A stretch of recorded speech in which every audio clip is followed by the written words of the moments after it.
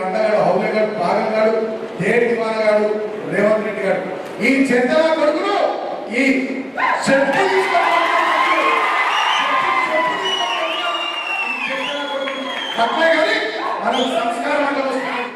ఒకడు బల్కసమని ఇంతకుముందే చెప్పిన వాడు చెప్పు తీసుకొని చూపిస్తా ఉన్నాడు. అరే నా కొడక, మేము కూడా చెప్పు తీసుకొని చూపిస్తాం నా కొడక. ఎవడనుకున్నావు దొంగ నా కొడక, చెప్పు తీసుకొని తంతావు నా కొడక. హాయ్ నమస్తే, చూసారు కదా వీడియో. మన నాయకులు ఎట్లా తిట్టుకుంటారో. సాక్షాత్తు ముఖ్యమంత్రిని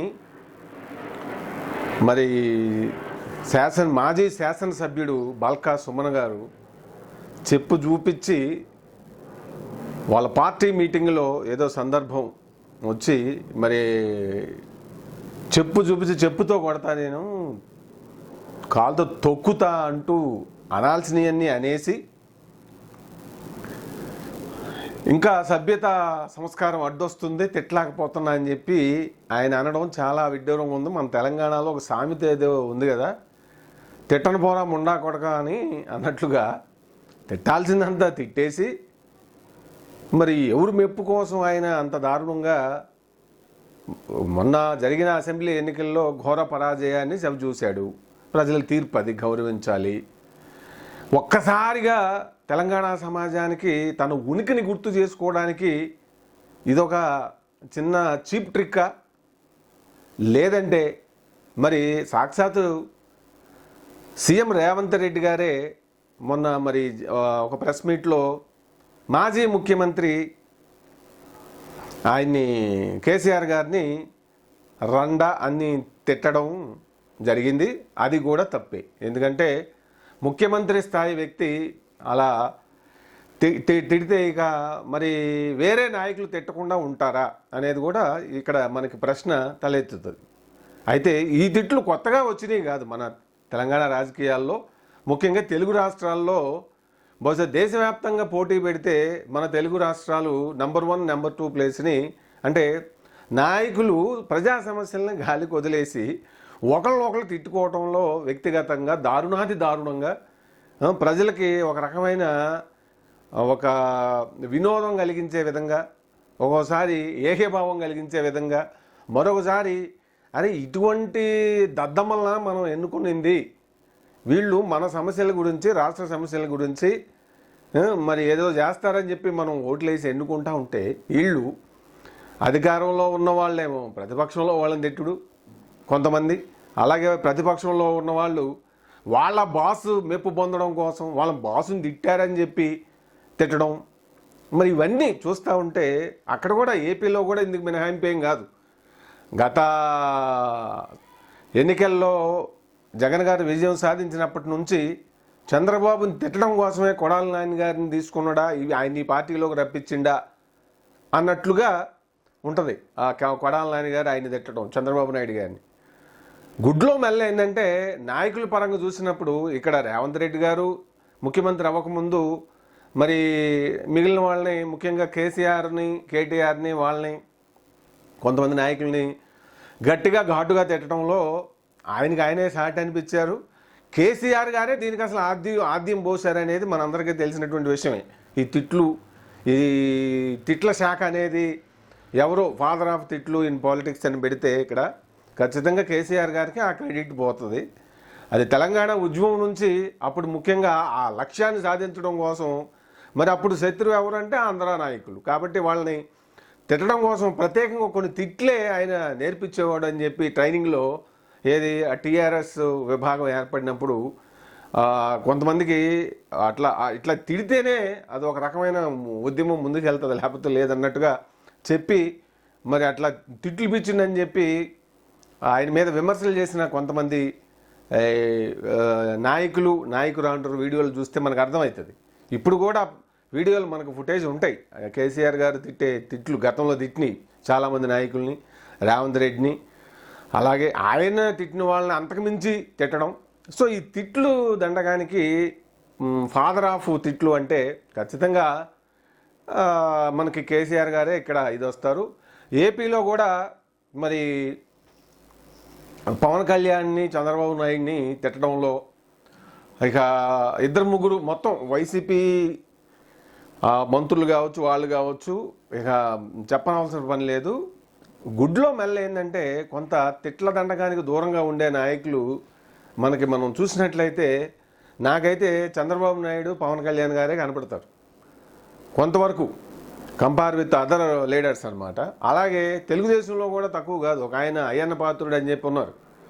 ఆయన కూడా జగన్ గారిని ఆ మధ్య మరీ దారుణంగా వ్యక్తిగత దూషణలు చేసిన సందర్భం ఉంది. ఎవరిని తిట్టినా కూడా రాజకీయాల్లో ఇది సరైనటువంటి ఇది ప్రజలకు అవసరమా? ఇది పనులు చేసుకోకుండా విమర్శించుకోవచ్చు, విధానాలు విమర్శించవచ్చు, ఇవన్నీ చేయొచ్చు. విమర్శ అనేది విమర్శలు చేయటము లేదంటే లోపాలను బయట పెట్టడము ఇవన్నీ కూడా ప్రజాస్వామ్యానికి వెన్నుపట్టు ఆయువుపట్టు లాంటివి. సద్విమర్శ అనేది గుండెకాయ లాంటిది ప్రజాస్వామ్యంలో. అవి ప్రతిపక్ష పార్టీలు చేయాల్సిన పరిస్థితి ఉంటుంది. ఒకవేళ ప్రతిపక్ష పార్టీలు ఏమన్నా అవినీతికి పాల్పడి ఉంటే ఆధారాలతో బయటపెట్టి అది ప్రజలకు తెలియజెప్పాల్సిన బాధ్యత అధికార ప్రభుత్వానికి ఉంటుంది. ఇందులో ఒకరినొకరు తిట్టుకుంటూ మరి మిగిలిన ప్రజా సమస్యలను గాలికి వదిలేయడం అనేది నిజంగా ఇది ప్రజాస్వామ్యానికి ఏ విధమైనటువంటి సందేశం ఇస్తున్నారో మన ప్రస్తుత రెండు రాష్ట్రాల నాయకులు, ముఖ్యంగా తెలంగాణలో బాల్కా సుమన్ గారు అది చేసినటువంటి ఇది చూస్తే మరి ఆయన వెనక ఎవరున్నారు? బీఆర్ఎస్ నాయకులే ఉంటారు. అది కేటీఆర్ గారు ఉన్నారా, లేదంటే మరి కవిత గారు ఉన్నారా ఇట్లా చేయమని, ఇట్లా లేదంటే ఆయనే ఇన్స్పైర్ అయ్యి అంటే మనల్ని ఇప్పుడు ఒక్కసారి మళ్ళీ పార్లమెంట్ ఎలక్షన్స్ వస్తున్నాయి కాబట్టి మనం ఓడిపోయినాం అసెంబ్లీ ఎన్నికల్లో, ప్రజలు మనల్ని గుర్తుపెట్టుకుంటారో లేదో ఒక్కసారి ఇది మనం రియాక్ట్ అయితే ఇదే అవకాశం. ఎట్లాగూ రూలింగ్ పార్టీలో ఉన్న సీఎం మన మాజీ ముఖ్యమంత్రి గారిని తెలంగాణ కోసం పోరాడిని ఆయన తిట్టింది కాబట్టి, రండాన్ని తిట్టింది కాబట్టి, ఈ రండాన్ని తిట్టడం ఆయన ఒక్కసారి అంటే మరి దానికి 100 సార్లు ఆయన అన్న సందర్భం మనం చూడవచ్చు. ఎవరో బాల్కా సుమన్ గారు ఇదే సందని చెప్పి మనసులో ఉన్నది కూడా బయట పెట్టిండేమో అన్నట్లుగా, అంటే ఇక సందర్భం వచ్చింది కాబట్టి తిట్టిపడేద్దామని ఆయన తిట్టినట్టుగా అనిపిస్తూ ఉంటుంది. సో చెప్పులు లేపి మరి ఈయన చదువు సంస్కారం అనేది ఎటుపోయింది? ఈరోజు రాజకీయ నాయకులలో చాలామందిలో ఈ సంస్కారం అనేది లోపిస్తూ ఉంది.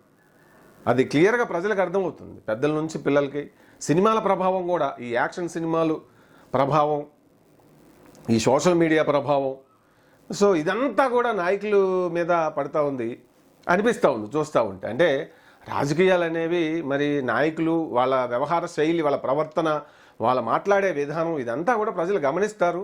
అలాగే తర్వాత తరం వాళ్ళు వీళ్ళు ఆదర్శవంతంగా ఉంటే గుడ్లో మెల్ల మిగిలిన వాళ్ళు కొంతవరకు వాళ్ళని ఫాలో అయ్యే అవకాశం ఉంటుంది. ఒకప్పుడు భారత రాజకీయాల్లో విలువలే ప్రధానంగా ఉండేవి. ప్రతిపక్ష నాయకులు అధికార పక్ష నాయకులు కలిసి భోజనాలు చేయటం కూడా ఉండేది. ఇది ఈ రోజున మన తెలుగు రాష్ట్రాల్లో అధికార ప్రతిపక్ష పార్టీలు అంటే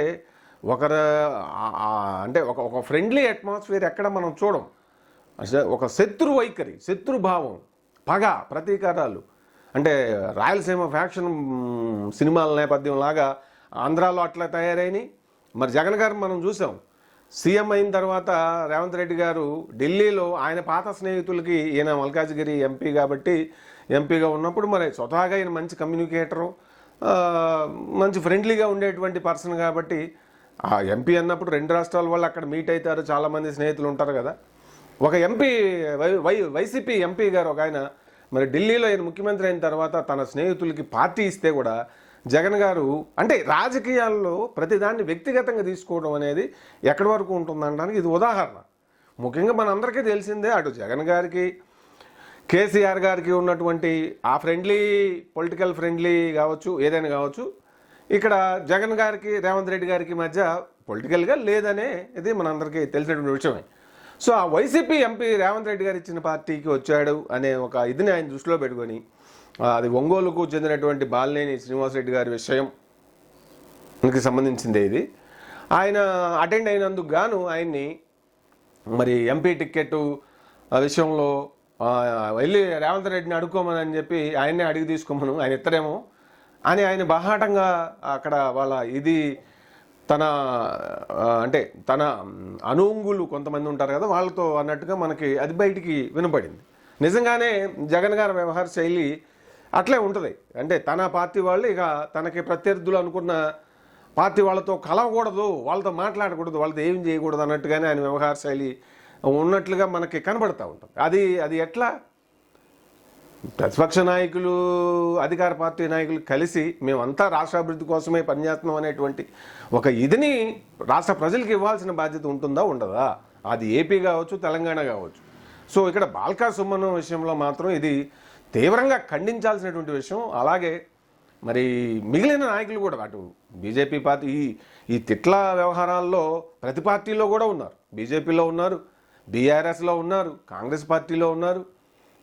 సో వీళ్ళు ఈ తిట్లు ఈ పనికిమాలిన వ్యవహారాలన్నీ ఆపేసి ఇప్పుడు సమస్యల మీద దృష్టి పెట్టి ఆ పరిష్కారాల కోసం మరి అలాగే రాష్ట్ర అభివృద్ధి కోసం ఆలోచనలు చేయాల్సినటువంటి బాధ్యత వీళ్ళపైన ఉంటుంది. అలా కాకపోతే అంటే వీళ్ళపైన ఈ నైతిక ప్రవర్తన అలాగే మరి వ్యక్తిగత ప్రవర్తనకు సంబంధించి కూడా ఒక ప్రత్యేకమైనటువంటి చట్టం మన తెలుగు రాష్ట్రాల్లో చేయాల్సినటువంటి ఆవశ్యకత ఎంతైనా ఉందేమో అనిపిస్తూ ఉంది నాకైతే.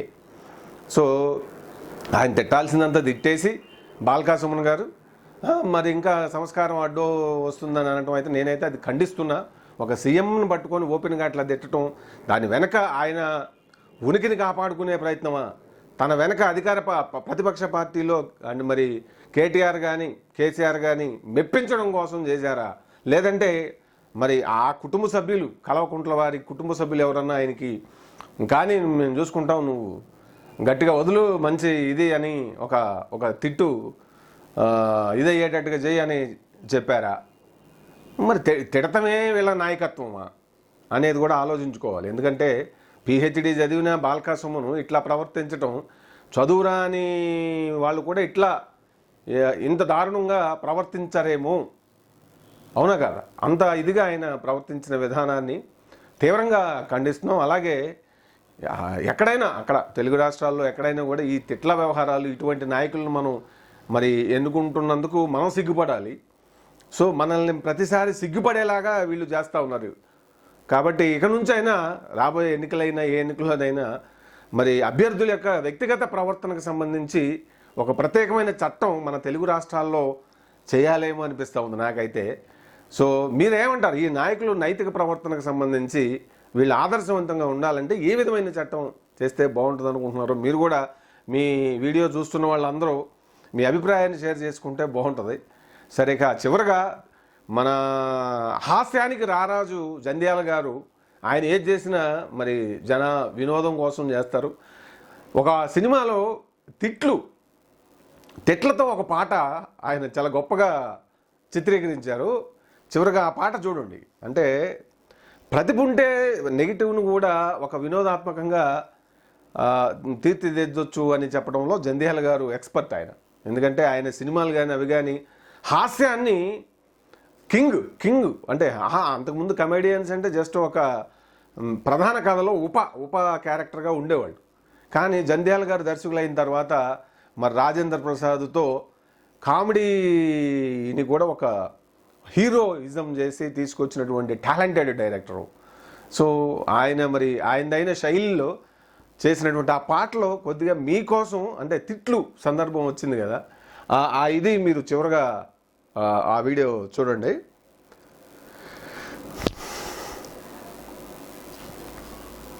ఆ విప్పే చెట్ట ఏదో త్వరగా చెప్పండి. ఒరే ద్రాపి, మహాపాపి కురూపి నిన్ను చూడంగానే వచ్చు హై లెవెల్ బీపీ, ముండమోపి జిరాపి నిన్ను తెగ్గొస్తే లోకానికి పిచ్చ హ్యాపీ.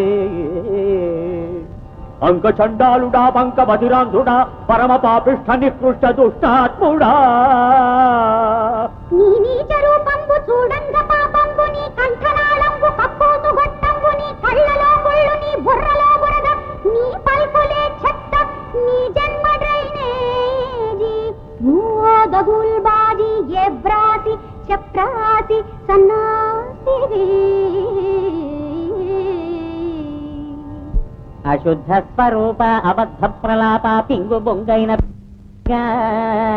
కొత్తేక బచ్చా కొగ్గెక్కిన లుచ్చా పగిలేను నీ పుచ్చ తీరేను నా కచ్చ నీ చేతికే వచ్చు చిల్లి బొచ్చే నీ కచ్చిగా భ్రష్టాతి భ్రష్ట పరాకాష్ఠకెళ్ళావు దుష్టత్వమందున్ ముదనష్టుడా రాష్ట్రుడా ముష్టు ముష్టాడి అంగుష్టమా వృద్ధ క్షయ రోగి ఉచ్చిష్టమా